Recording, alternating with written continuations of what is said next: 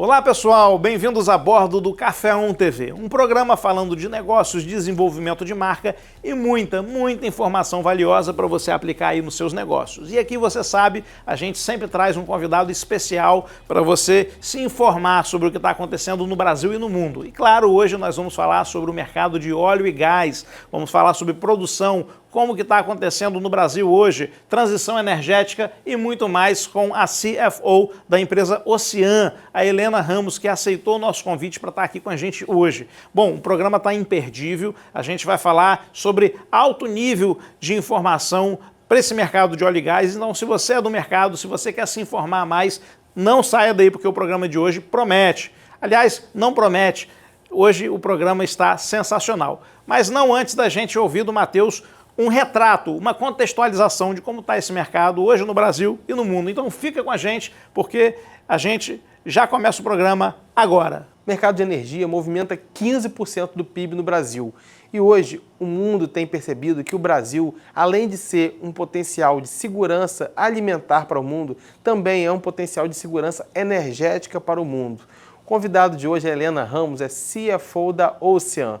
E ela vai trazer muito conteúdo interessante para a gente. Vai falar sobre a margem equatorial no norte do Brasil, os potenciais para essa nova fronteira que se abre, que a gente pode falar que é praticamente o novo pré-sal do Brasil. Vai falar sobre o setor do petróleo no mundo inteiro, as perspectivas, transição energética, energias renováveis e muito mais. É isso que a gente vai ver com a Helena Ramos. Fica com a gente.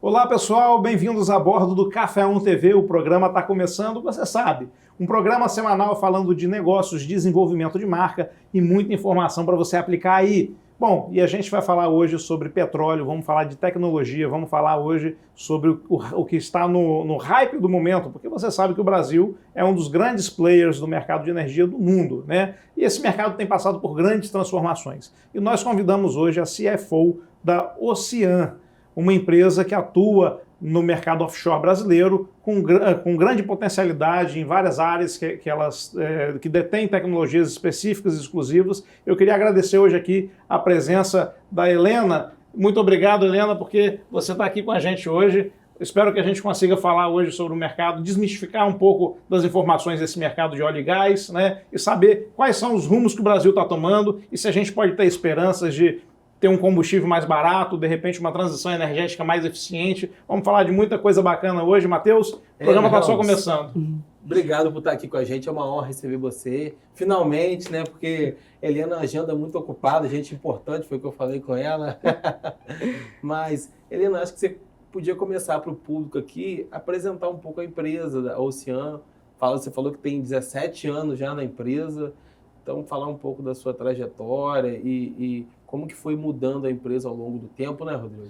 E como você chegou hoje nessa posição que é uma posição que você responde não só pelo que se é dito da empresa, mas também estrategicamente você atua ali nos planos anuais da empresa, você precisa estar muito atento ao que está acontecendo nas variações, nas oscilações do mercado interno e externo. Conta pra gente um pouco disso, como é que foi sua trajetória para chegar até aqui e como é que você enxerga hoje esse mercado?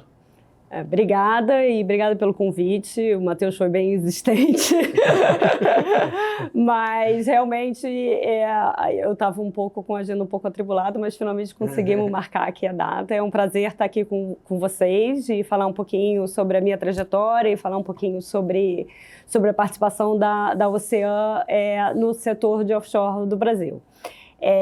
Eu sou Helena Ramos, eu sou uma executiva do setor de óleo e gás. Como vocês comentaram, eu estou na Ocean tem 17 anos. Antes disso, eu comecei minha carreira no mercado financeiro.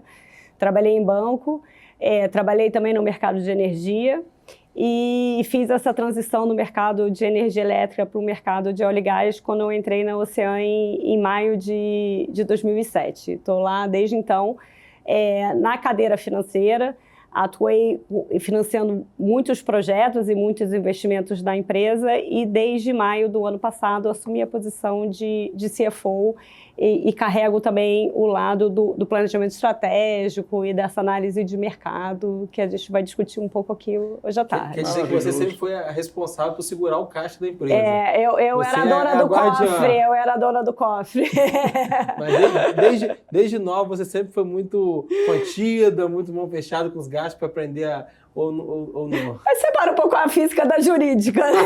Mas, sim. Porque você sabe que da empresa, o jurídico, ele tem que ser sempre o que vai olhar o lado pessimismo da história, que vai pensar nas... Não é isso? Todo mundo te procura, na verdade, né? Mas enfim, é um problema, porque às vezes a gente tem também um certo... pessimismo, né? Então tem que dosar um pouco esse pessimismo com uma vontade de crescer a empresa. Tem que dizer mais não do que sim, né? Tem que senão, porque senão o céu é o limite. O pessoal fica querendo investir em tudo. Depois que dobra a meta, tem que dobrar outra meta. Tem que dobrar a meta, né? Aí você consegue financiar um projeto de 200, aí vão para 500, aí vai para um bi, né? Então... É engraçado que desde a obra da nossa casa até os projetos da empresa, é impressionante que sempre o orçamento estoura, nunca para venda, sempre para mais. Né? É engraçado, né? Mesmo que a gente faça as contas direitinho. E eu queria ver com você, saber de você, qual que é a trajetória, né? Você falou de 17 anos de empresa. Se a gente pegar 17 anos para trás até o ponto de hoje, né? Passando pela história, as oscilações do mercado, petróleo e tudo, como é que foi a evolução de share mesmo da Ocean? A Ocean é uma empresa um pouco única no setor de prestação de serviço para a indústria de óleo e gás. Normalmente você tem empresas direcionadas para um tipo de serviço.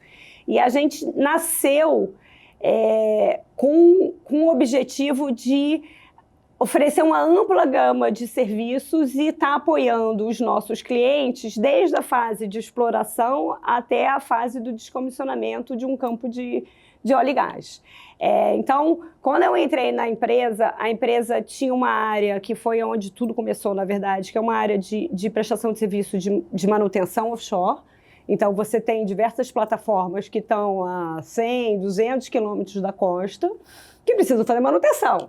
Desde pintura, a reparar uma escada, a fazer reparos pequenos, etc. E a gente tem mais de 20 anos de experiência nesse tipo de serviço, onde a gente mobiliza aí para cada contrato cerca de...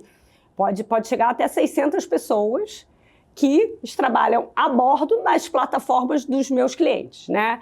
O principal cliente nesse segmento é Petrobras, porque é o principal cliente do setor, mas a gente vem avançando e conquistando contratos também com outras empresas independentes que não a Petrobras.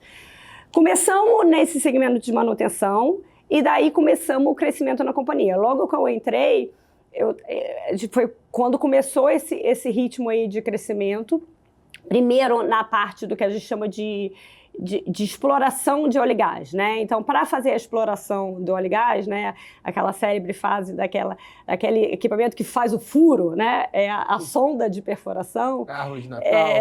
Não, é a sonda, é o que faz literalmente a broca lá, a sua Black & Decker, que em vez de estar furando a parede, está furando ali Tem um diamantezinho na ponta? O fundo do mar. São umas plataformas que podem ser sob forma de navio ou sob uma forma de uma plataforma semi-submersível, mas essas plataformas que são utilizadas para fazer a exploração. Fizemos aí, ao longo, desde que eu entrei na empresa, investimento em 7 plataformas de perfuração. Própria? Foram todas compradas. Na verdade, das 7, 6 foram construídas do zero. E uma única foi comprada já pronta, tá? Em vez de cada uma delas deve ter custado aí na sua média de 600 a 700 milhões de dólares. Caramba! Isso naquele ano ainda, isso né? naquela época lá, entre 2017 e... Desculpa, 2007 e 2012, tá?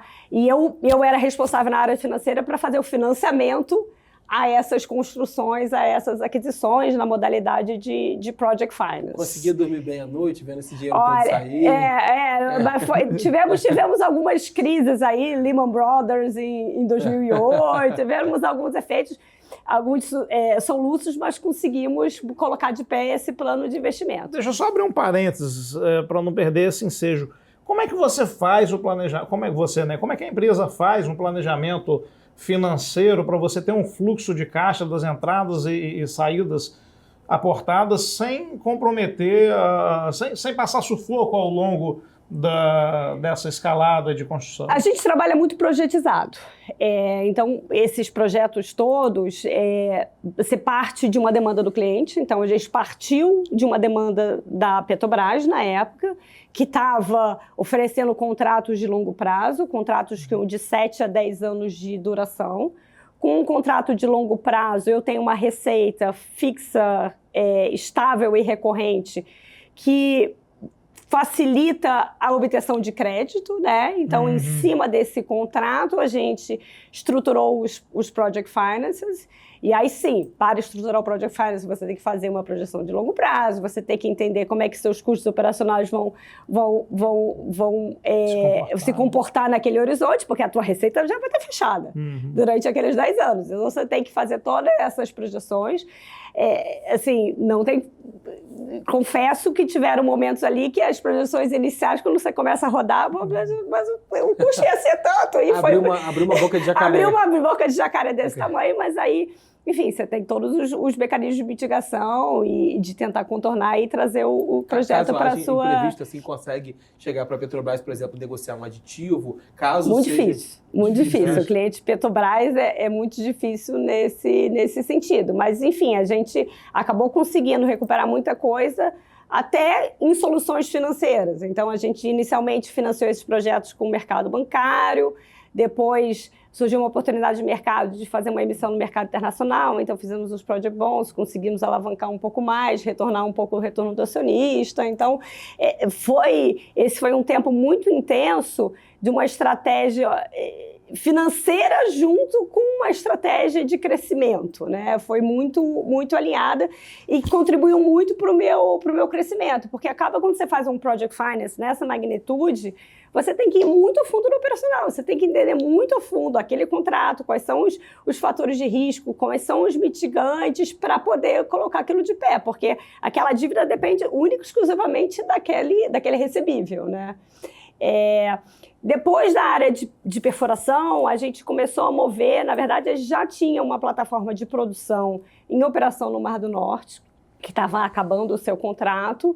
O mercado de produção no Brasil, havia uma necessidade de aumentar a produção e teve um aumento muito grande da produção de petróleo nesse mesmo interim. Novas demandas da Petrobras.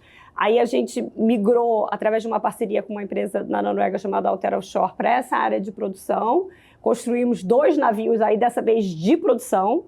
Então, já são navios que atuam quando o campo já está lá, já foi feito o poço, já a árvore de Natal já está lá no fundo do mar.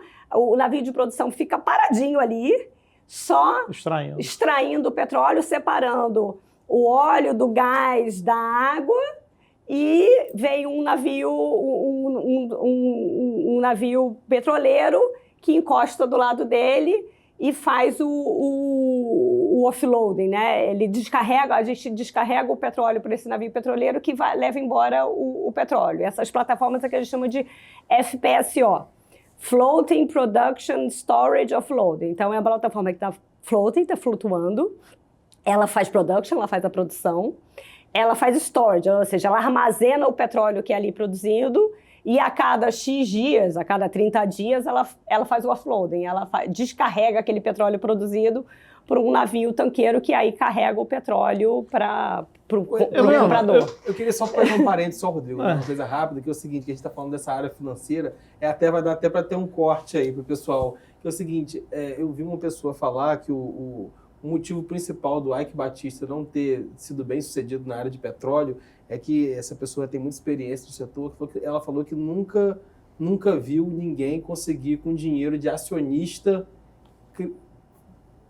produzir bastante petróleo. Ou seja, o dinheiro de acionista é muito volátil, ele sai em determinado momento e esses projetos são de muito longo Os prazo. projetos são de muito longo prazo. Você pode trabalhar, exigir um pouco da sua capacidade, de sua experiência. O que você acha sobre essa frase que ela falou? Se criar uma empresa com dinheiro de acionista, de capital na Bolsa, para petróleo é muito difícil. Você concorda? Arriscado.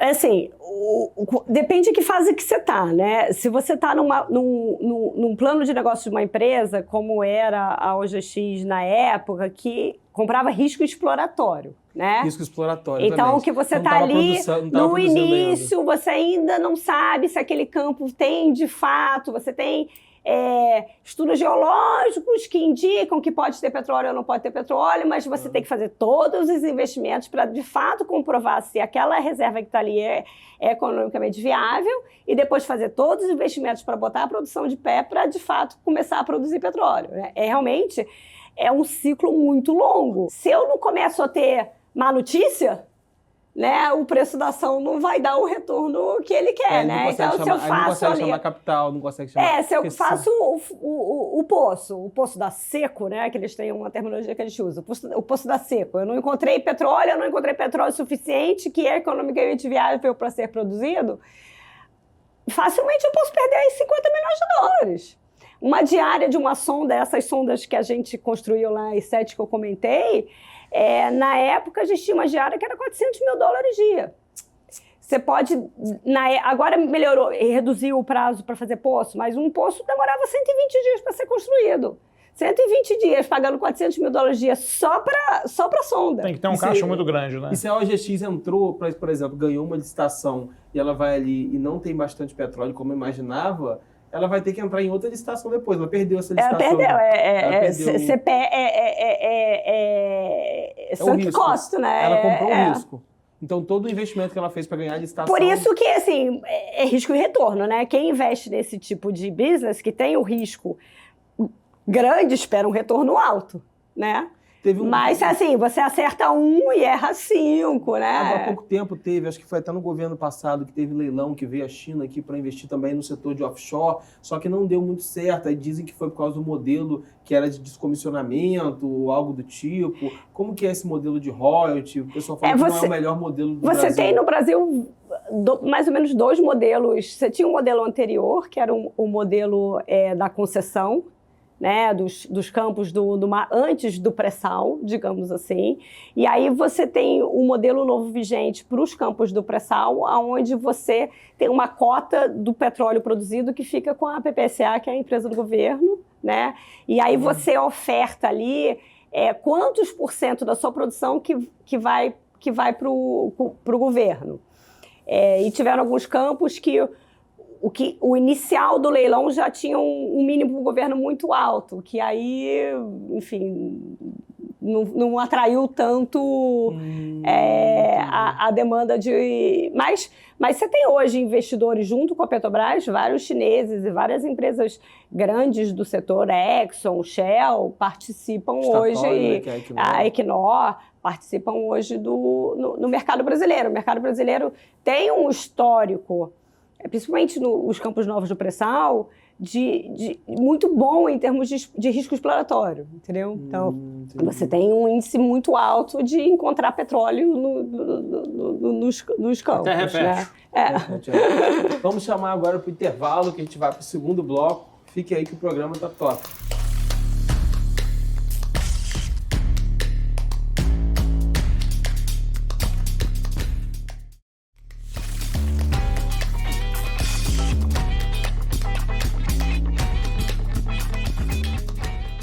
Muita gente ainda não sabe que a liberdade chegou no consumo de energia elétrica. Até esse momento, a gente era refém por comprar energia elétrica apenas da concessionária, mas hoje isso mudou. Bem-vindos ao Mercado Livre de Energia, onde você pode comprar energia de quem você quiser. E eu estou aqui hoje para apresentar a você o Grupo Quanta. O Grupo Quanta produz energia limpa de fontes renováveis, como a solar, por exemplo, e coloca essa energia na rede para você poder usar no seu negócio, pagando até 30% menos do que você paga a sua concessionária. E o mais bacana é que o Grupo Quanta te oferece gratuitamente um selo verde e uma certificação internacional para você poder usar nos seus negócios. E se você ligar agora mesmo para ter acesso a todos esses benefícios, o seu custo de adesão será zero. E você ainda recebe toda a assessoria da nossa equipe.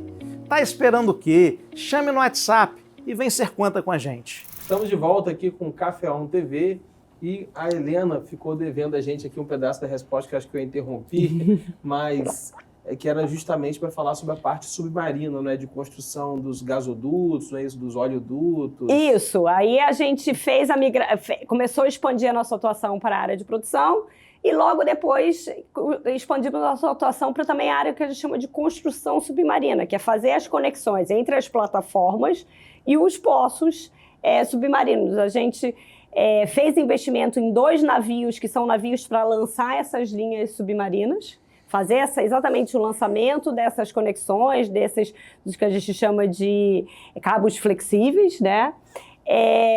Era também uma parceria, dessa vez com a Technip, uma empresa francesa que também está estabelecida aqui no Brasil por muito tempo. Essa parceria foi encerrada em 2019, a gente acabou tendo que vender esses 2 navios, mas retomamos a nossa atuação no setor em 2021 com a conquista de um contrato que agora está muito em voga, está se falando muito no mercado sobre o mercado de descomissionamento, né? Você tem hoje várias plataformas que foram construídas na década de 70 e de 80 que não estão mais em operação. Poços maduros, né? Campos maduros, né? Que a Petrobras hoje não está mais focada. E toda essa conexão submarina está lá, jogada no fundo do mar. Então, nesses contratos de descomissionamento submarino, a gente recolhe linhas que estão hoje lixo no fundo do mar. Acabamos de concluir agora o recolhimento de mais de 200 quilômetros de linhas. 200 quilômetros? 200 quilômetros de linha.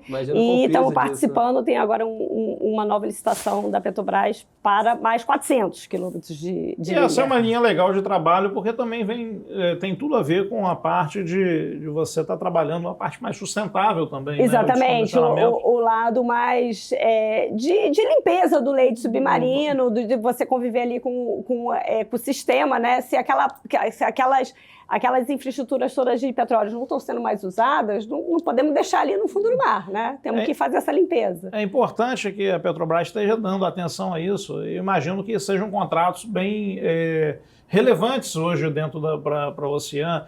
Eu queria saber de você o seguinte: vocês, obviamente, existe um ecossistema em torno da indústria do petróleo muito grande, né? Vocês são uma empresa muito eficiente, madura no mercado. Mas existem também concorrências para poder disputar os mesmos contratos que vocês disputam. Como é que funciona o jogo de tubarão lá em cima? Porque são contratos que são visados no mundo todo, né? E vocês não são iniciantes. Como é que funciona vocês competirem por contratos que são tão rentáveis, vamos colocar assim? A gente, para cada segmento de atuação, tem concorrentes diferentes, né? Porque, como eu comentei, você é meio que uma jabuticaba, porque oferece vários tipos de serviços num único lugar. Normalmente, as empresas são mais focadas ou na parte de construção submarina, ou na parte de produção, ou na parte de manutenção. Licitação Petrobras, a Petrobras tem que seguir as regras de contratação de uma empresa pública. Então, as licitações são colocadas as oportunidades são colocadas no portal da Petrobras. Todo mundo tem acesso à mesma documentação, então você tem uma minuta do contrato, você tem as regras do edital, você tem uma data X que você tem que colocar a proposta, e a contratação é sempre feita pelo menor preço. Normalmente, os contratos que são 100% Petrobras, na data lá de entrega da proposta, poucos tempo depois você consegue ver o ranking da proposta, o seu preço e o preço da sua concorrente. E tem sempre a dinâmica, a Petrobras começa chamando para quem tem o menor preço, sempre pede um descontinho lá, faz uma negociação, às vezes chega a um acordo, às vezes não chega a um acordo, aí ela chama o segundo. Então, é sempre muito focado em preço. Mas tem filtro qualitativo também. Só que você tem que, ao mesmo tempo, depois de você bater o preço, você tem que atingir as métricas lá qualitativas. Então, você tem requisitos de compliance, você tem requisitos técnicos, tem requisitos financeiros que você tem que atender para poder assinar o contrato. Que já está tudo em projeto, já, esses requisitos técnicos. Já está tudo nas regras da licitação, né? Então, quando eu entro lá naquele bid, eu sei, ó, você tem que ter um PL mínimo de tanto, você tem que ter experiência comprovada nesse setor, você tem que ter um CRCC XYZ, está tudo lá estabelecido, né? Existem algumas empresas que acabam entrando nessas licitações que não honram as regras do edital e que há casos que elas acabam não conseguindo assinar o contrato porque passou do preço, mas não entrou no mérito técnico, né? Helena, É um grande problema isso, né? As empresas que pegam licitação, mas não conseguem entregar. Acaba trazendo todo o cronograma, né? Porque esse é um período, demora, né? Às vezes tem licitações da Petrobras que demoram aí quase um ano para você conseguir botar o preço e tal. E aí você consegue o preço, negocia. Chega na hora, o proponente não assina, meio que volta várias casas, né? É verdade. E acaba que eles têm uma carta na manga muito forte, que vocês perderam um ano de trabalho já, né? Então você já chega lá um pouco enfraquecido. Mas sempre o grande acaba impondo mais. Agora, com os clientes privados, aí, enfim, aí não é um processo assim tão rígido. E aí depende de caso a caso. Tem cliente que dosa mais o financeiro, tem cliente que dosa mais a proposta técnica como um todo, e preço é um dos componentes, mas não é o único marco para você definir, né? Hoje, qual que é o tamanho da Ocean em relação a ativos, em relação a colaboradores e em relação a contratos? A participação no mercado hoje? Em relação a ativos, os nossos principais ativos são essas duas plataformas de produção que eu comentei com vocês, porque a área de perfuração a gente acabou fazendo um spin-off há um ano atrás, então não são mais ativos da Ocean. Então, o meu principal ativo hoje são as duas plataformas de produção, o Pioneiro de Libra e o Cidade Itajaí, que estão em uma parceria com a Altera Offshore. Tá? São duas plataformas, valor de ativo aí, eu diria, a minha parte, $500 milhões por aí. Em termos de... Ambas? As duas juntas. Colaboradores, já com a depreciação, né? Porque só o Pioneiro de Libra originalmente custou $1 bilhão, mas ele já está em operação há 6 anos, já teve uma depreciação, enfim. Tem limite de... Os navios são construídos com uma determinada vida útil, né? Então, ele é construído para operar há 20 anos, uma coisa assim. Obviamente que você pode fazer novos investimentos para estender a vida útil daquele ativo. Em termos de colaboradores, hoje está um pouquinho abaixo de 3 mil, porque essa área de manutenção offshore é muito intensiva em pessoas. Todos no Brasil? Todos no Brasil. A gente tem um escritório aqui no Rio de Janeiro e uma base em Macaé. E de contratos, vocês têm hoje? Contratos, o backlog hoje está um pouquinho abaixo de $1 bilhão. Caramba, contrato grande. Não dá para fazer alguns prédios, né? Dá para poder participar. Dá para fazer quase um bairro no Rio de Janeiro. E vocês... Mas são contratos de longo prazo. Por exemplo, o Pioneiro de Libra tem contrato até 2029. Não é uma coisa que você vai receber ao longo do então, tempo. eu tenho um tempo para performar. Os contratos de manutenção, a gente acabou de celebrar um contrato agora com a Petrobras de R$700 milhões, com uma execução em 4 anos. Então, assim... Você não vai receber não é tudo de uma vez. Mas, Helena, o que eu queria saber é o seguinte, para quem está em casa aí, o setor de energia é muito relevante para o Brasil, né? Cerca de 15% do nosso PIB é energia. Se você juntar energia, agronegócio e minerais, dá 50% do PIB. E eu diria que é até mais importante do que isso, porque você gera divisa, né? Não adianta você fortalecer só o comércio, porque o comércio é uma troca interna. Então, se a gente compra muitos produtos, ainda mais hoje nessa era de inteligência artificial, de softwares, de Big Data, que a gente usa muito, a gente utiliza muita coisa dos Estados Unidos, de outros países, então a gente precisa de ter produtos para trocar lá fora para gerar divisa para a gente poder importar. Teve nos últimos 40, 50 anos, muitas coisas aconteceram no setor offshore, teve alguma abertura, né? Antes a Petrobras era muito monopolista, começou lá no, acho que é FHC, que teve uma certa abertura do mercado, depois o Temer abriu mais ainda o mercado, colocando que qualquer empresa estrangeira pode ganhar uma licitação aqui, não é isso? E a própria Petrobras fez um programa de desinvestimento, né, durante essa fase ali, porque para focar no pré-sal. E para reduzir a relação dívida líquida. E aí, com isso, ela vendeu vários ativos e várias empresas independentes compraram esses ativos e aí, um pouco diferente da OGX, que o foco da OGX era a fase exploratória e comprar risco de exploração, essas empresas compraram campos que já produziam. Então, não tinha mais o risco de exploração. É mais a questão do TIR. É mais uma questão de você procurar ser mais eficiente na produção e continuar e prolongar a vida útil daqueles campos. Que é difícil, né? Também, não é fácil. Né? Não, é difícil. Por exemplo, a antiga 3R, atual Brava Energia, comprou um desses campos, o campo de Papa-Terra. Inclusive, a nossa parceria com a Altera opera as plataformas de Papa-Terra. Essas plataformas eram da Petrobras, junto com o campo, foram vendidas para a 3R. Elas hoje são de propriedade da 3R, mas quem opera as duas plataformas é a Ocean, através da JV Altera e Ocean.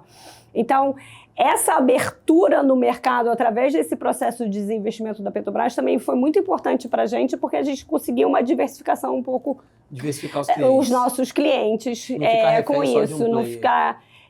Hoje, na verdade, a gente, nessa nossa área de produção, a gente é bem diversificado, porque dos 3 contratos que a gente tem, o Pioneiro de Libra opera no Campo de Libra, o Campo de Libra é operado pela Petrobras, mas atrás de Petrobras você tem Shell, você tem Total e você tem os chineses. A Petrobras é só um dos parceiros ali do campo. A gente tem uma outra unidade, que é o Cidade de Itajaí, que era um campo originalmente da Petrobras, que também foi vendido nesse programa de desinvestimento, foi vendido em 2021 para a Carum, que é uma empresa australiana, em operação aqui no Brasil, e a gente teve a cessão do contrato da Petrobras para a Carum, então hoje eu opero essa plataforma para a Carum, e o campo de Papa-Terra, onde a gente opera as unidades da Brava Energia. Então eu tenho hoje 3 clientes diferentes e Petrobras é um parceiro de um dos projetos. Bacana. Assim, cada pessoa tem uma certa visão de mercado. Eu acredito muito no liberalismo, na livre troca entre as pessoas que gera prosperidade. Cada um vendo a sua vantagem comparativa, onde tem mais vantagem. Eu acho que o fato de você abrir o mercado, trazer empresas de fora, cada empresa tem uma expertise diferente. E você pode focar em fases diferentes, né? Assim, o pré-sal tem um potencial tão grande e a Petrobras tem um know-how tão grande no pré-sal, para que ela ainda vai ficar gastando tempo e dinheiro em campos que são marginais, E a gente sabe que o petróleo tem uma vida útil, né? Porque não é uma energia renovável, ou seja, você tira e depois daquilo ali não se repõe, né? Pelo menos não tão rápido, talvez em milhões de anos se repõe, né? Mas assim...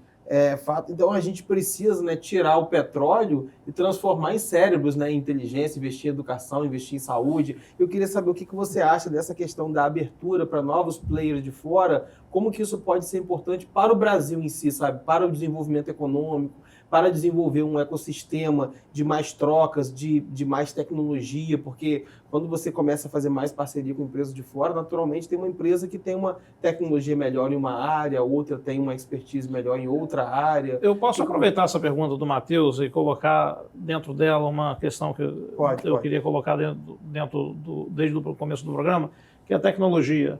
Vocês operam em pré-sal, que é uma coisa relativamente recente no petróleo. Como que vocês fizeram para amadurecer essa tecnologia, se é desenvolvimento próprio, se vocês têm diferenciais tecnológicos também? Aí você pode engavetar essa pergunta junto com a pergunta do Matheus, porque a tecnologia hoje é a chave da otimização do mundo. Né? Mas a minha tem mais a ver com o Brasil. Assim, não, mas eu acho que, enfim, eu falei um pouco da história de crescimento da Ocean e foi muito atrelada em parcerias. Então, a gente tinha uma parceria com a Tecnip para a área de construção submarina, usando o know-how da Tecnip em lançamento de cabos submarinos, com a nossa expertise aqui no Brasil. Levamos a Tecnip para construir 2 barcos na Coreia. A Tecnip nunca tinha construído barco na Coreia, que era uma experiência que a gente tinha tido com as sondas de perfuração. Então, você traz o melhor de 2 players. A gente acredita muito no potencial dessas parcerias. 1 mais 1 não é 2, mas pode ser 10. Né? A própria parceria com a Altera, né? A Ocean tinha experiência em operar campos de petróleo no Mar do Norte. A Altera também operava em campos de petróleo no Mar do Norte. A Altera não estava presente no Brasil, queria entrar no mercado brasileiro, mas não conhecia o mercado brasileiro. A gente, enfim, essa parceria já está aí há mais de 12 anos e seguimos firme com a Altera operando esses uma esses joint projetos. venture, É uma na joint verdade, venture. Então, a gente acredita muito de você, e você dilui um pouco o risco também, né? Ainda mais em projetos que você está indo em novas fronteiras, novos segmentos, né? Você tendo um parceiro ali, você está diluindo aquele segmento. Nassim Taleb fala muito de pele no risco, né? Risk in the game, né? Skin in the game. Skin in the game. Skin in the game. Porque, na verdade, quando você bota mais de um parceiro com skin in the game, os dois vão fazer de tudo para aquilo dar certo, né? Para aquilo dar certo. Muito nesse poder. Então, você acha que trouxe muito desenvolvimento para o Brasil? Sim, eu acho que é importante, né? A abertura do mercado é sempre importante, até para você reciclar um pouco ideias e trocar ideias de novos pontos de vista. Isso faz com que puxe mais petróleo mais rápido, não é isso? Talvez. Acelera um pouco, né, o crescimento, porque você não fica tudo dependendo de uma única empresa. E atendendo a sua pergunta lá de tecnologia, obviamente que petróleo não é meu. Né? Eu estou ali operando e produzindo petróleo do meu cliente Petrobras, ou Carum, ou 3R no caso. Então, eu não posso ditar a tecnologia, eu tenho que seguir os requisitos técnicos do meu cliente. Mas o que a gente vem investindo muito ao longo dos últimos anos é uma parceria, uma aproximação com startups para trazer para o nosso dia a dia operacional e melhorar o nosso dia a dia operacional com os avanços da nova tecnologia. Então, a gente fez um investimento numa startup que tem um projeto que utiliza machine learning para você fazer a manutenção das plataformas que estão a 200 quilômetros da costa, a partir... todo o planejamento da manutenção você faz a partir do escritório, entendeu? Porque ela mapeou toda a plataforma e eu tenho um modelo tridimensional com tudo que tem... Olha que se Então, eu consigo... Um digital twin. A Vidia hoje é uma parceira nossa. Para português gêmeo digital, né? Exatamente. Eu sou irmão gêmeo, eu sou interino, né? Então, o gêmeo meu, naturalmente... porque um não era suficiente, tem que ter dois.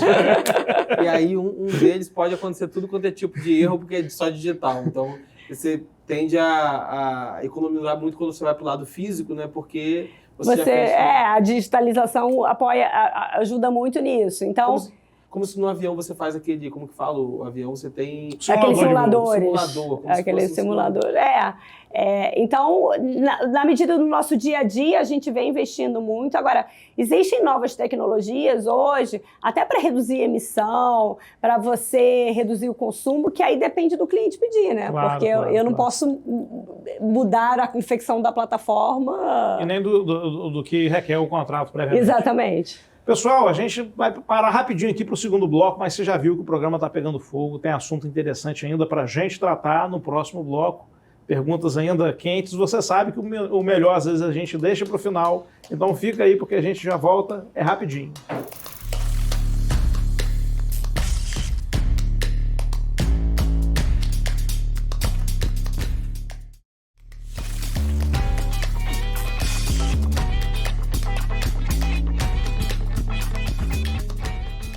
Eu quero dar uma notícia quente para quem gosta de investimento imobiliário.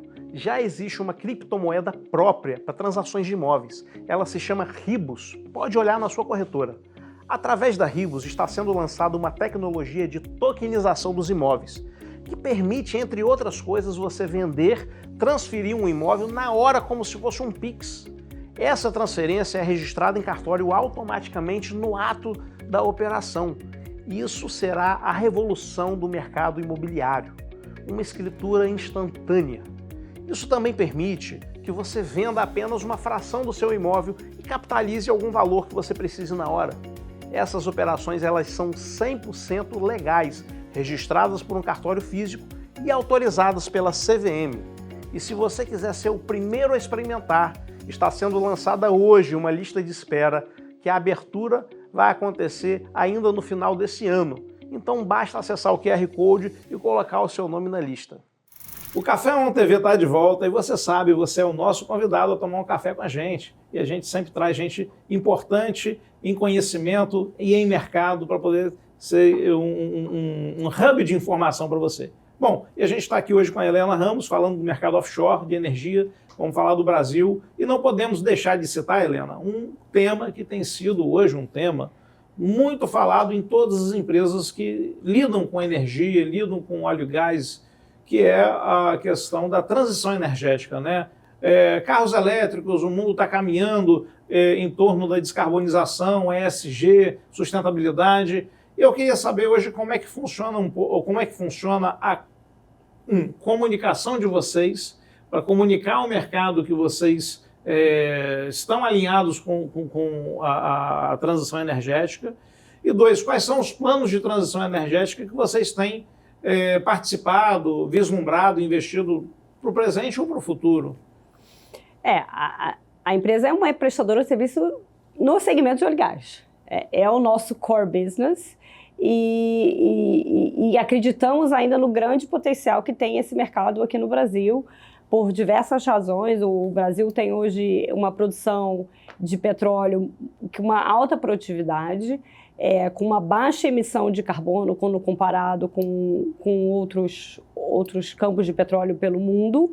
E a gente acredita que vai ter espaço ainda para muito serviço aqui no Brasil por um bom tempo. Mas não podemos estar alheios a tudo que tem, enfim, de movimentos de mercado, porque é fato que a gente precisa, sim, reduzir a nossa pegada de carbono, olhar para o meio ambiente. Então, a gente tem os nossos compromissos internos de acordo com os compromissos lá da ONU. Então, a gente tem uma meta a médio prazo de ter 30% dos nossos negócios voltados à energia limpa. 30%? Oh, 2 perguntas ao mesmo tempo. Em quanto tempo? Até 2040. Então, como eu falei, a médio prazo. Temos metas também olhadas para as outras triprés do ESG, né? Então, na parte do social, a gente tem diversas atuações aí com comunidades e tal. A empresa hoje é uma empresa reconhecida no setor por ser uma empresa diversa, né? Eu sou uma mulher na diretoria de uma empresa de óleo e gás. A segunda pessoa mais importante da empresa, Helena Ramos. Mulher. Mas ela não está lá porque ela é mulher. Não, eu já vi que ela não deixa a desejar para nenhum homem do setor, nenhum executivo do setor. Né? Não, mas é algo que a gente, de fato, é verdadeiro, tá? E não só minoria de sexo, mas também outras minorias também. É um ambiente inclusivo. E a empresa é conhecida no setor por isso. Helena, eu queria até quebrar um pouco o protocolo aqui, para falar exatamente, estava falando assim, você tocou num ponto que eu não tinha pensado, porque ela, Rodrigo, é a segunda maior executiva da empresa, a segunda pessoa mais importante de uma empresa de bilhões de dólares, e ela falou uma coisa muito importante, que ela está no setor de offshore. E agora eu fui pensar, porque eu não sou do setor, mas realmente é um setor que a densidade, né, de homens é muito maior do que a densidade de mulheres, se você olha per capita, né? Principalmente quando você vai para a alta direção.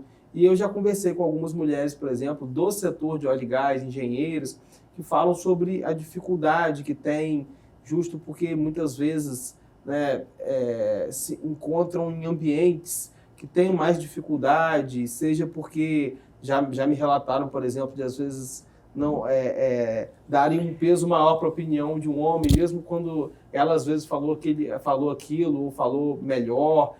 É um setor mais tradicional que tem muitos cabelos brancos e a gente sabe que os cabelos brancos são de outra geração, então de fato muitos viam as mulheres não no mesmo patamar quando a gente fala em performance corporativa, em fazer dinheiro.